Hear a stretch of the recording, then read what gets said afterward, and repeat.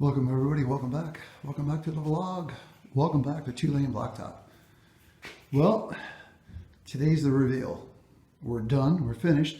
I had some really good footage of the wiring and everything inside the headlight done, and first time ever I've had corrupted files on my iPhone, so I can't download that. So thought what I'd do today was just reveal it. It's finished.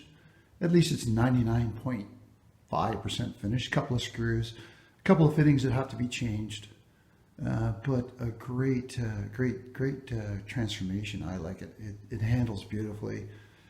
A lot of really good work done by my buddy Andy. I'm going to post his information down below. He's a young mechanic in our area, and he's really good. And we're going to give him some props at the end of the video.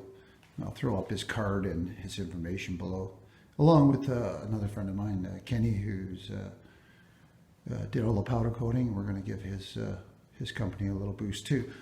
Okay, so can't show you all the guts of it and everything, but let's reveal. Let's show you what we've done here.